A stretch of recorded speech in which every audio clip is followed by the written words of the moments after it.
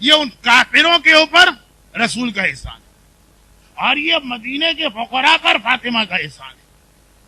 اب عقل کہتی کہ جب اللہ کے رسول نے اور رسول کی بیٹی مکے اور مدینے، کیونکہ مکے کے یہی کافر جن کی آج اتنی مدد کی گئی، یہی کلمہ پڑھ کے بعد میں مسلمان ہو گئے، جس مکے اور مدینے پر اتنا احسان ہے رسول زادی کا، اس کا کتنا احترام ان لوگوں نے کیا، بار بار کہا ہوگا کہ جب ہم کچھ نہ تھے اس وقت آپ نے واقع کر کے ہمیں پالا۔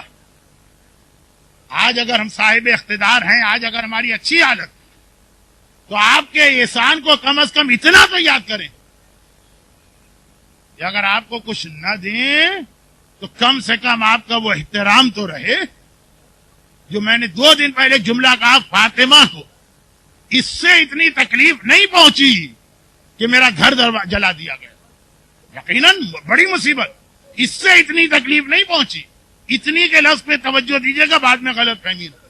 فاطمہ کو اس سے اتنی تکلیف نہ پہنچی کہ میرے پہلو پہ کوڑا مارا گیا، فاطمہ کو اس سے اتنی تکلیف نہ پہنچی میرا بیٹا محسن ماں کے پیٹ میں شہید کر دیا گیا۔ فاطمہ کو جو تکلیف زیادہ پہنچی وہ 2 جملوں سے۔ پہلا جملہ یہ ہے کہ رسول کی بیٹی، ہم آپ کو سچا سمجھتے ہی نہیں، آپ دولت دنیا کے لیے جھوٹا دعویٰ کر رہی ہیں۔ جو شادی کا لباس شادی کی صبح اپنے بدن سے اتار کے غریب کو دے دے، اس سے کہا جائے کہ آپ صدیقہ ہیں ہی نہیں۔ مباہلہ میں عیسائی تک جس کو دیکھ کر پکار اٹھیں کہ ایسے سچے چہرے نہیں دیکھے، اور کہا جائے کہ ہمیں نہ آپ کے دعووں پہ یقین ہے نہ آپ کے گواہوں پہ یقین ہے۔ علی بھی غلط، حسین بھی غلط۔ اور دوسرا جملہ جس نے فاطمہ کے دل کو بہت تکلیف پہنچا وہ یہ کہ چلو جو کچھ تمہیں کرنا تھا کیا، جب پابندی لگا دی کہ آپ مدینے میں بیٹھ کے باپ کا ماتم بھی نہیں کر سکتے، یہاں تو کچھ مانگ بھی نہیں رہی، چلے وہاں تو تھا کہ فدق کا مطالبہ تو کیا نا، کم ماتم بھی نہیں کرنے دیں گے۔ بیت الحزن کے علاوہ آپ مفاتیح الجناح میں شیخ عباس قمی نے جہاں شہدائے احد کی زیارت لکھی، وہاں یہ جملہ لکھا ہے کہ عمر ابن لبید انصاری کہتا کہ احد جو زمانے میں جنگل تھا بہت دور، میں ویسے ہی گزر رہا تھا، دیکھا کہ قبر حمزہ پر فاطمہ بیٹھی ہوئی گریا کر رہی ہیں، ایک جملہ میرے کان میں پڑا، میں نے کان بند کر دی، نامحرم، لیکن کہا کہ شہزادی آپ ایسا گریا کر رہی ہیں جس نے میرے کلیجے کی، جس نے میرے دل کی رگوں کو کاٹ کے رکھ دیا۔ کہا کہ اے عمر، اگر مجھے مدینے میں اپنے بابا کا ماتم نہ کرنے دیا گیا تو کیا میں اتنا حق بھی نہیں رکھتی ہوں کہ ویرانے میں آ کر اپنے دادا کی قبر پہ ماتم نہ کروں؟ فاطمہ کو جو زیادہ تکلیف پہنچائی، جس کے لیے میں نے بطور دلیل بھی ایک جملہ کہا تھا کہ فاطمہ نے کسی مصائب پہ وہ بات نہیں کہی جو اس دن کہی جس دن ماتم سے روکا گیا، جب میں بابا سے ملوں گی تو پہلی فریاد کوڑے کی کروں گی، محسن کی کروں گی، پہلوے شکستہ کی کروں گی، جلے ہوئے دروازے نہیں، پہلی فریاد کروں گی بابا، امت نے آپ کی بیٹی کو باپ کا ماتم بھی نہ کرنے دیا۔ وہ فاطمہ کے فاطمہ نے، فاطمہ کی ماں نے، فاطمہ کے باپ نے اتنے احسانات ان پہ کیے، اور حالت یہ ہو گئی کہ جسمانی تکلیف بھی اپنی جگہ ہے، اور یہ جو روح پہ کوڑے لگے ہیں، یہ 2 جملے، دن بدن فاطمہ زیادہ سے زیادہ کمزور ہوتی جا رہی، یہاں تک کہ ایک وہ وقت آ گیا کہ اب فاطمہ نماز کے لیے بھی بستر سے نہیں اٹھ سکتی ہیں۔ دیکھیے، اس سے پہلے وہ وقت آیا تھا کہ اب فاطمہ بیت الحزن بھی نہیں جا سکتی، لیکن حجرے میں نماز پڑھتی تھی۔ کیسے میں بتاؤں کہ فاطمہ یہ نماز کیسے پڑھتی تھی؟ حجرہ سیدہ کوئی بہت ہی لمبے چوڑے اتنے بڑے ہال کا نام نہیں، وہ مختصر سی جگہ ہوگی، 2 ستونوں سے لے کے ممبر تک اتنا سا حجرہ۔ وقت نماز آتا ہے، فاطمہ مصلی کی جانب چلتی ہیں، مگر اس طرح چلتی ہیں کہ ایک ہاتھ دیوار پر ہے، دوسرے ہاتھ سے ٹوٹی ہوئی پسلیوں کو سنبھالا، ٹوٹی ہوئی پسلیوں کو سنبھال کے ایک ہاتھ دیوار پہ رکھ کے فاطمہ مصلی پہ آتی۔ لیکن عزاداروں، جس شہزادی نے ٹوٹی ہوئی پسلیوں میں بھی نماز قضا نہیں کی ہے، اس کے چاہنے والے کیا کبھی نماز چھوڑ سکتے ہیں؟ پھر وہ وقت آ گیا کہ اب اتنی طاقت بھی نہیں ہے کہ دیوار کا سہارا لے کے ٹوٹی ہوئی پسلیوں کو سنبھال کے مصلی تک جائیں. اب بستر پر بیٹھے بیٹھے نماز پڑھی جاتی ہے. اپنے اور میرے انداز سے اہل بیت کو نہ سمجھیے. اہل بیت کے یہاں سب سے بڑی قیامت ہے اگر کبھی وہ بیٹھ کے نماز پڑھے, کیونکہ نماز تو ایسی عبادت ہے کہ مولا کے پاؤں سے تیر کھینچو پتہ بھی نہ چلے. ارے فاطمہ تو خیر فاطمہ ہے, زینب اگر سنت نماز زندان شام میں بیٹھ کے پڑھ رہی ہیں تو سجاد کو یقین نہ آیا پھوپھی اماں آپ نے تو شام غریبہ بھی کھڑے ہو کے نماز پڑھی تھی. وہ سنت نماز تھی, یہ واجب نماز ہے. وہ زینب تھی جو معصومہ صغرا ہیں, یہ صاحب عصمت کبریٰ ہیں. کیا حالت تھی فاطمہ کی کہ واجب نماز کے لیے کھڑے ہونے کی طاقت نہ رہی, یہاں تک کہ آج کی رات آ گئی. آپ ہمارے لیے کوئی غم کی رات ہے لیکن ہم نہیں سمجھ پائیں گے آج کی رات کو. یا حسن سے پوچھئے, یا حسین سے پوچھئے, یا زینب سے پوچھئے, یا کلثوم سے پوچھئے, آج کی رات عشاء کی نماز تک فاطمہ کے بدن میں اتنی طاقت نہیں ہے. بستر پر بیٹھے بیٹھے نماز پڑھ رہی. مولا گھر میں ہیں, فاطمہ کے بستر کے برابر بیٹھے. فجر کی نماز کی اذان آئی, مولا صرف نماز پڑھنے مسجد میں گئے, اور جب واپس آئے تو کیا منظر دیکھا. جو عشاء کی نماز کے وقت بھی طاقت نہ تھی, وہ فاطمہ چکی پیس کر فارغ ہوئی, کپڑے دھو کے فارغ ہوئی, کھانا تیار ہو رہا.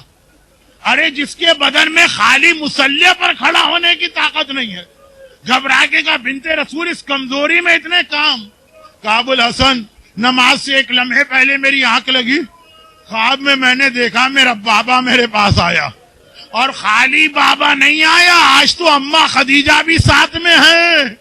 میں نے بابا کو سلام کر کے فریاد کی. اب یہ نہیں ہے روایت میں کیا فریاد کی, لیکن میرا دل کہتا ہے کیا فریاد کی ہوگی. ضرور کہا ہوگا بابا میرا سلام لو, اور صبت علیہ مصائب لو انہا صبت علیہ میں سرنا لیا لیا. بابا تیرے بعد تیری بیٹی نے اتنی مصیبتیں برداشت کی کہ روزے روشن تاریک راتوں میں بدل جاتے. بابا نے کہا بیٹی گھبراؤ نہیں, آج ہم تمہیں لینے آئے ہیں, چلنے کی تیاری کرو. ابو الحسن میرا بابا مجھے لینے آیا ہے, مجھے ڈر ہے کہ ایسا نہ ہو لوگ میرا غم کرنے لگے, میرے حسنین کے لیے کوئی کپڑے دھونے والا نہ ہو, کھانا پکانے والا نہ ہو, سارے کام میں اپنے ہاتھ سے کر کے جا رہی. مولا نے سنا ایک تو علم امامت, پھر یہ جملہ اتنا واضح کہ آپ سمجھ گئے. مولا سمجھ گئے کہ سیدہ کیا کہہ رہی ہیں. گھبرا کے اسما بنت امیس سے کہا اسما یہ وقت تو حسن حسین کو یہاں ہونا چاہیے, کہاں ہیں. کہا مولا روزانہ تو آپ نماز کے بعد یہودی کے باغ میں چلے جاتے ہیں, حسنین کا تو طریقہ یہی ہے, فجر کے بعد سے جو نانا کی قبر پہ بیٹھتے ہیں تو ظہر کے قریب آتے ہیں. بس علی جلدی سے گھر کا دروازہ کھول کے چلے, اور ادھر فاطمہ حجرے میں گئی, چادر اوڑھی, اسما اب کوئی میرے حجرے میں نہ آئے, مجھ سے بات نہ کرے, اور ادھر حجرے کا دروازہ بند کیا, ادھر گھر کا دروازہ کھولا. حسن حسین گھبرائے آئے. اسما ہماری ماں کہاں ہے جو اس وقت صحن میں بیٹھتی ہیں. گھبرا کے اسما نے کہا لیکن شہزادوں تم اتنے جلدی کیسے آ گئے, تم تو ظہر کے قریب آتے ہو. کہا آج بھی ہم گئے تھے, نانا کو سلام کیا تھا, نانا نے جواب دے کے کہا حسن حسین آج یہاں بیٹھنے کا وقت نہیں ہے, اماں کو الوداعی سلام کر لو, تمہاری ماں دنیا سے جا رہی. نانا نے بھجوایا, اماں کہاں. اسما نے ہاتھ جوڑے, مجھے اجازت نہیں ہے, لیکن میری شہزادی حجرے میں ہے. دونوں شہزادے حجرے میں آئے. بات کو مختصر کروں, حسن بڑا بیٹا ہے, بڑے بیٹے ذرا سے زیادہ سنجیدہ ہوتے ہیں, ماں کے پائنتی جا کے بیٹھ گئے. حسین چھوٹا بیٹا ہے, ماں کے قریب آیا, ایک بار کہا اماں میرا سلام لو, کوئی جواب نہیں ہے. دوبارہ کہا سلام لو, جب تیسری بار بھی جواب نہ ملا, حسین نے سر سے امامہ اتارا, دونوں ہاتھوں سے سر پیٹا. اماں یہ کون سا دن آ گیا, تیرا حسین سلام کرے اور تو سلام کا جواب نہ دے, اور غش کھا کے گر پڑے. اسما صحن میں ہے, دیکھا کہ دروازہ دوبارہ کھولا گھر کا. مولا گھبرائے اسما میرا حسن حسین تو یہاں نہیں آیا. اسما نے کہا لیکن مولا اتنے پریشان کیوں ہیں. کہا میں قبر رسول پہ گیا, نہ حسن تھے نہ حسین تھے, میں نے پیغمبر کو پکارا، رسول نے کوئی جواب نہ دیا۔ جبرائیل نے کہا اے ابو الحسن جا کے حسین کو تسلی دو، حسین کے رونے سے فاطمہ رو رہی ہے، فاطمہ کے رونے سے رسول خدا کچھ کھا کے گر پڑے ہیں، حسین کو تسلی دو۔ میرا حسین تو نہیں آیا۔ اسما نے کہا آقا حجرے میں ہے۔ بہرحال بات بہت مختصر کرتا ہوں، مولا گئے، بچوں کو تسلی دے کے باہر نکالا، میں تمہاری ماں کو غسل میت دے دوں؟ اور زینب کہتی ہے میں نے بابا کے رونے کی آواز سنی۔ غسل خانے میں کون روتا ہے؟ جب غسل خانے کا دروازہ کھلا، علی نے کہا آؤ اپنی ماں کو آخری بار دیکھ لو۔ زینب نے گھبرا کے کہا بابا مگر آپ غسل میت میں کیوں رو رہے تھے؟ ارے دنیا کا سب سے بڑا صابر، میرا مشکل کشا مولا کہتا ہے زینب جب غسل میت کا پانی ڈالتے ڈالتے میں کمر پہ پہنچا تو کوڑے کا زخم آج 75 دن بعد بھی تازہ نظر آ رہا تھا۔ رسول کی بیٹی زخمی کمر کے ساتھ دنیا سے گئی۔